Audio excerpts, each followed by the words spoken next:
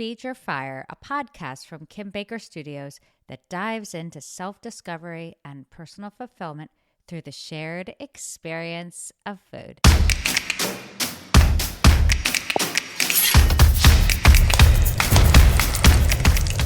I'm Kim Baker, founder of Kim Baker Foods, and this is Feed Your Fire.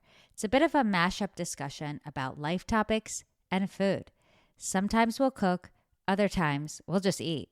But in each episode, we'll share stories and have a conversation that pushes us further in our relationship with ourselves and other people.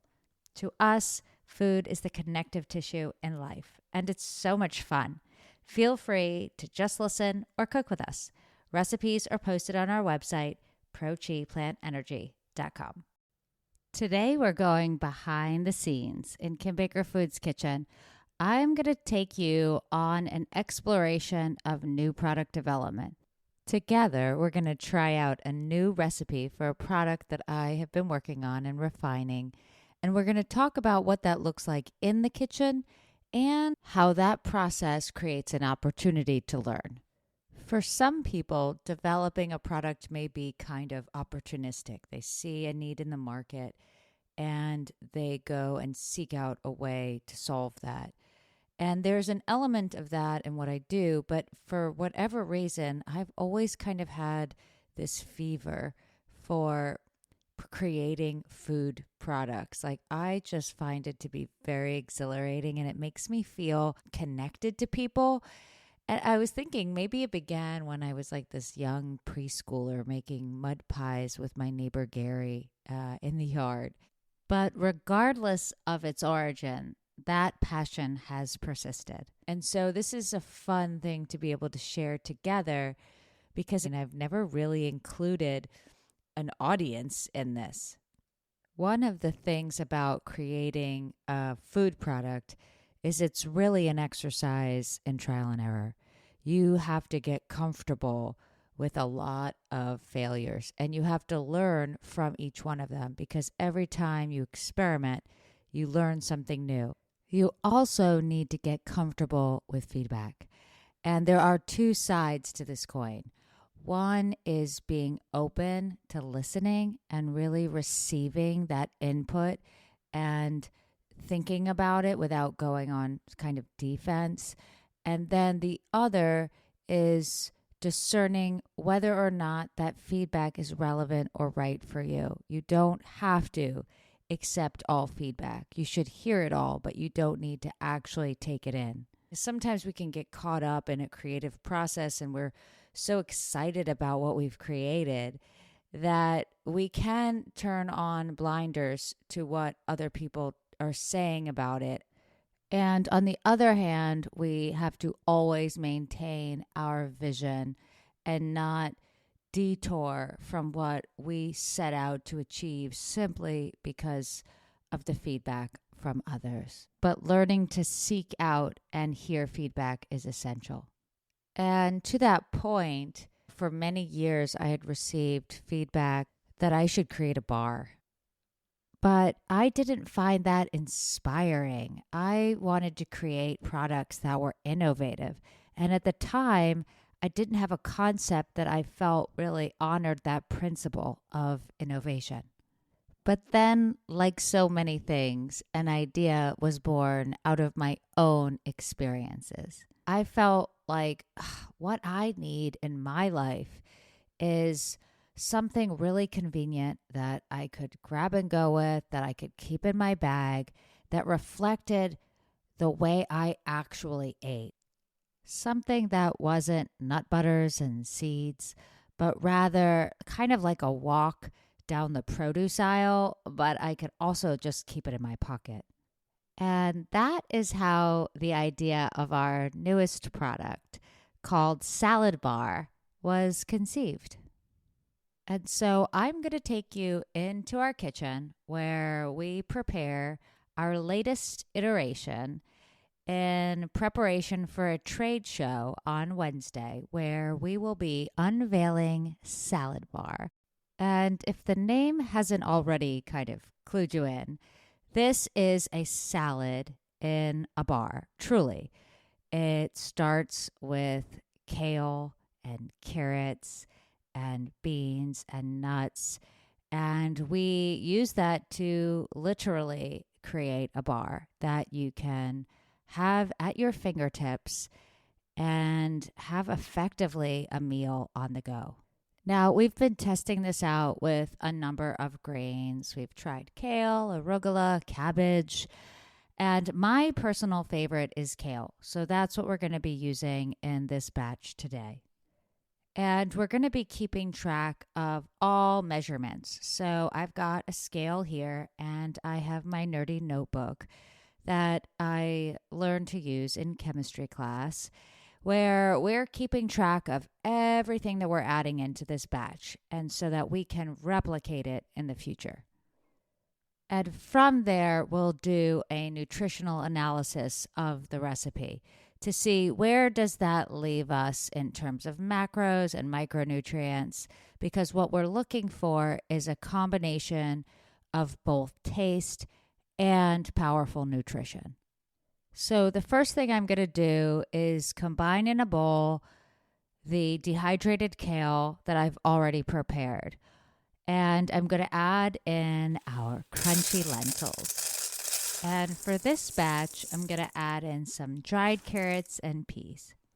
Now, I'm writing down in my notebook exactly how much of each of those things I've added in grams, because we want precision. Now, the trick to binding all of this stuff together is that I want to keep the sugar content down. And a lot of times, things like tapioca syrup, brown rice syrup, maple syrup is often added to create a stickiness. Sometimes egg whites are used, but I want this to be a vegan product. So I've really had to experiment with how to actually make this stuff into a bar format while preserving my nutritional goals. So you can see that as much as this is a creative exercise, there's also a lot of math and science that goes along with it. We need to be mindful of the pH of the product, of its water activity. I do keep pH paper in the kitchen so that I can continuously do testing and make sure that I'm aligned with food safety.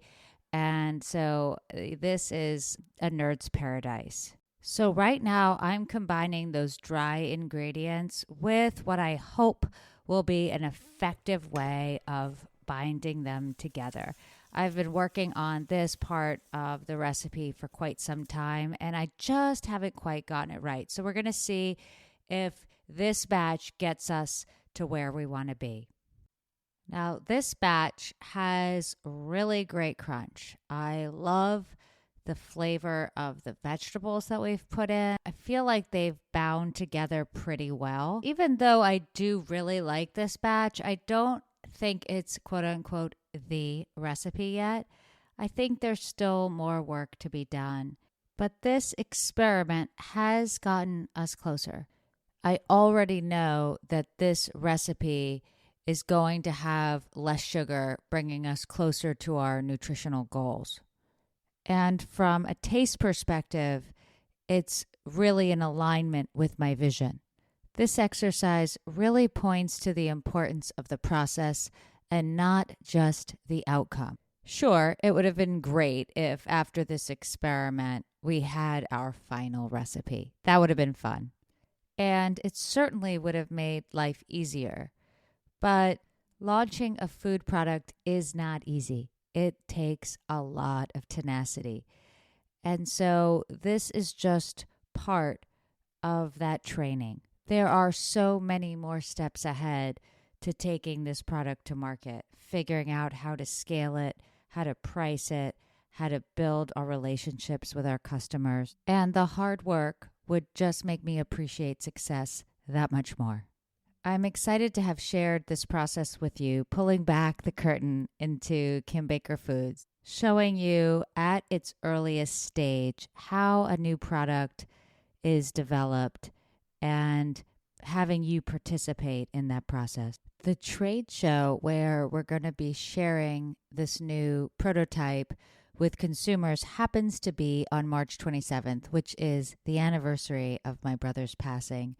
And so it feels particularly special to be ushering in a new creation on a day that we celebrate his spirit.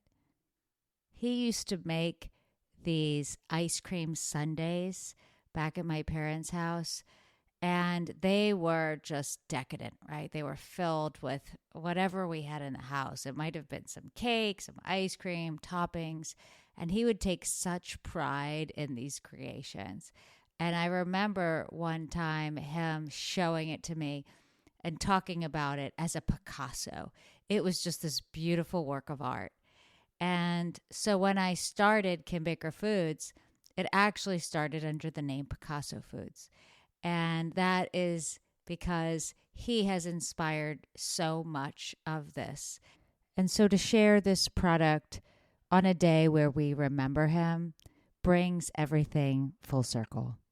And that even though we've been missing him for too long, he's still able to be part of things in my life. I'm really excited to share this product with the market, and I'm looking forward to their feedback. I'm inspired by the iterative process of art and continuing to evolve and learn.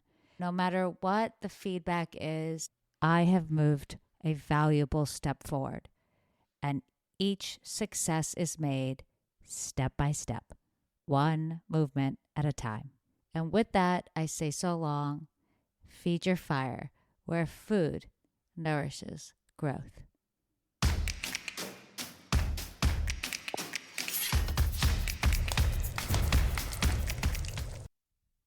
Feed Your Fire is sponsored by Pro-Chi Plant Energy. Visit prochiplantenergy.com and fill up with intention. That's PROCHI plantenergy.com.